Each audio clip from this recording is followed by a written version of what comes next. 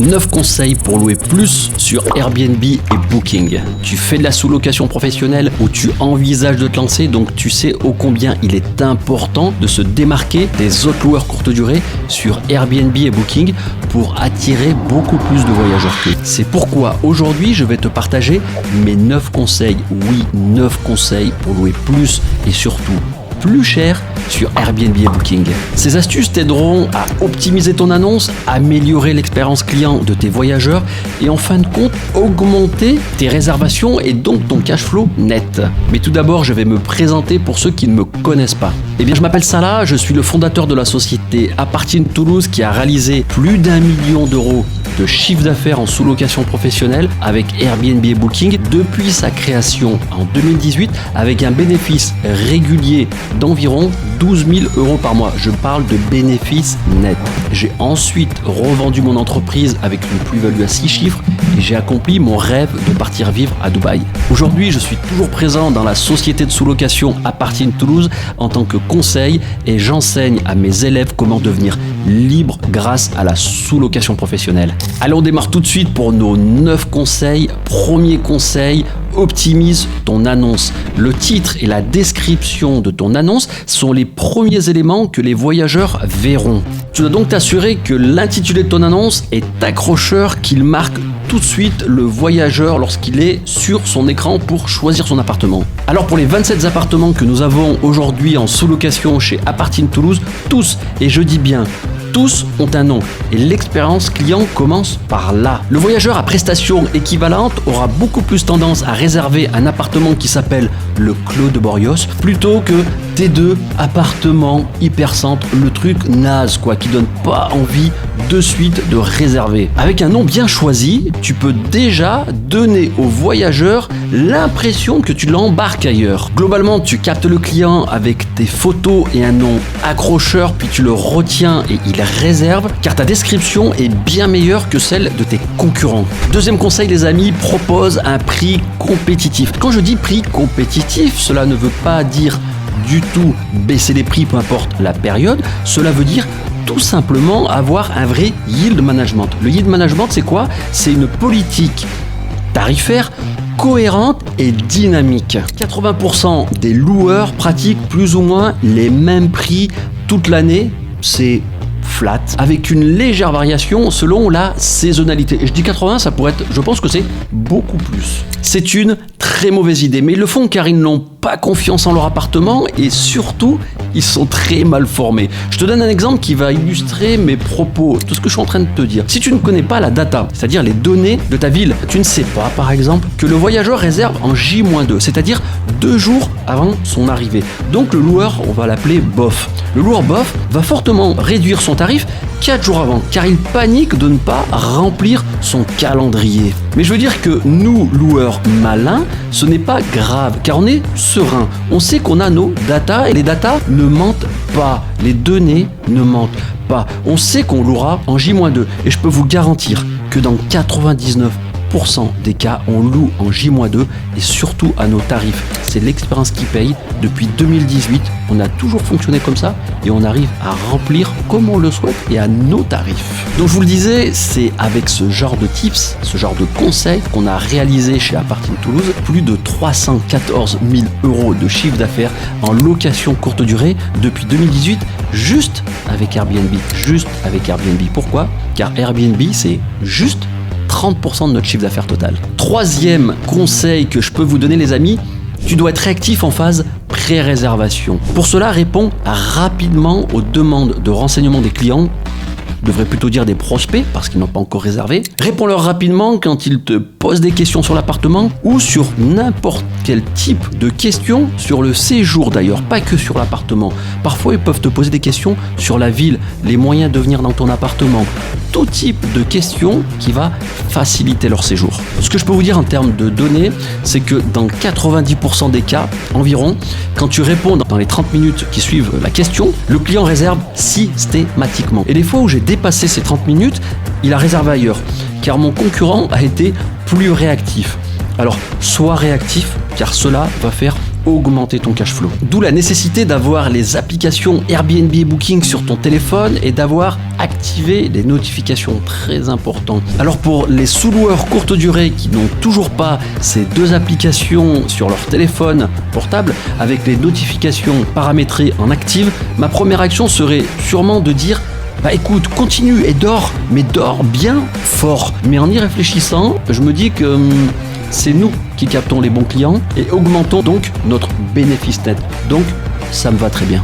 Quatrième conseil, très important là aussi les amis, tu dois avoir une application de gestion automatisée. Une bonne application te libérera des tâches quotidiennes liées à la gestion de tes appartements, des femmes de ménage, des check-in, donc les entrées, des check-out, les sorties, etc., etc. Bref, c'est un outil qui est indispensable pour gérer tes appartements et tes équipes à distance, tes équipes ménage et surtout tes équipes techniques, dont la personne qui peut éventuellement être amenée à gérer la partie technique de tes appartements. Je t'en ai déjà parlé, celle que j'utilise, c'est My Business BNB. Pour le moment, elle est gratuite en plus. Il y en a tellement qui sont sur le marché qui valent rien et qui sont payantes. Et en plus, pour moi, c'est la plus complète du marché, sachant que j'en ai testé, comme je te l'ai dit, des dizaines.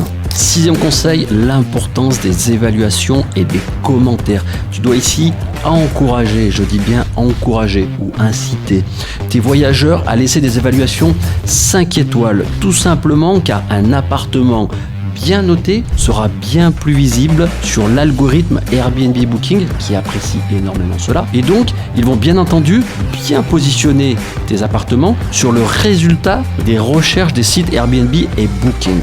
Alors tu as différentes techniques automatisées en plus pour inciter le voyageur à très bien te noter sans pour autant passer pour le gars un peu relou qui supplie pour une bonne évaluation. C'est pas du tout ça qu'il faut faire car c'est pas du tout cette impression qu'il faut renvoyer au voyageur. Parce que si tu envoies cette impression-là, il ne te répondra pas, il ne te notera pas. J'en parle d'ailleurs dans ma formation sous location professionnelle, Business Lock Mastery. Et c'est vrai que depuis que j'ai mis en pratique cela, j'ai bien plus de réservations qualitatives avec des tarifs beaucoup plus élevés. Septième conseil les amis, la politique d'annulation. Tu dois ici adopter la politique d'annulation qui est la plus demandée par les voyageurs de ta ville.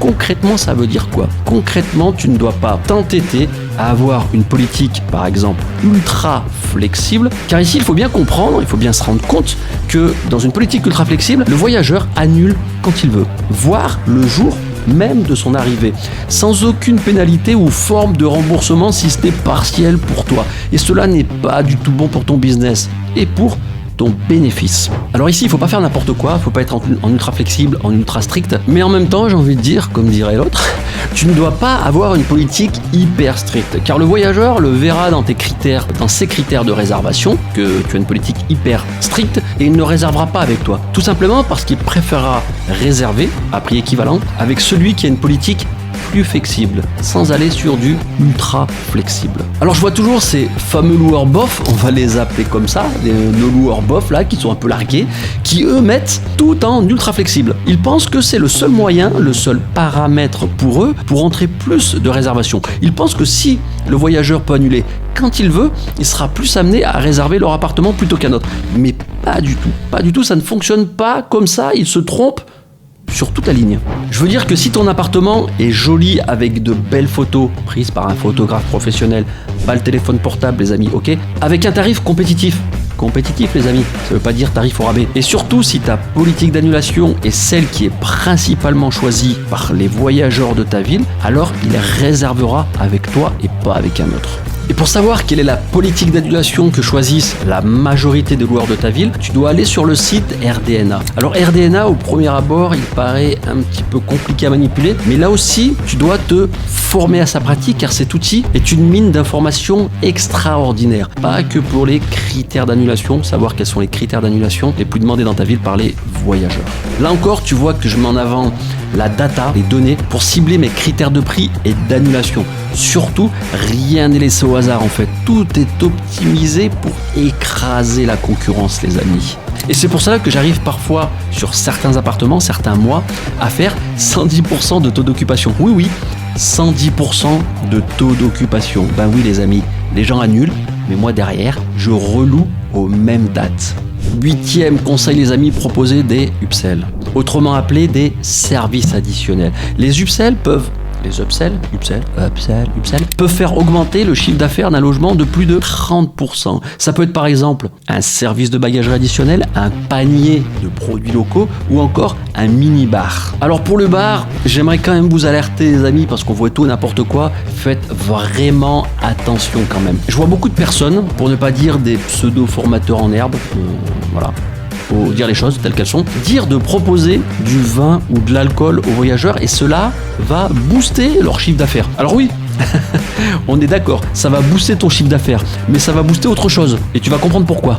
Je m'explique, la vente d'alcool est réglementée en France. Je répète, la vente d'alcool est réglementée en France. Ceux qui le font ont une licence et le faire donc sans licence, c'est du pénal. D'ailleurs, c'est clairement indiqué sur le site d'Airbnb.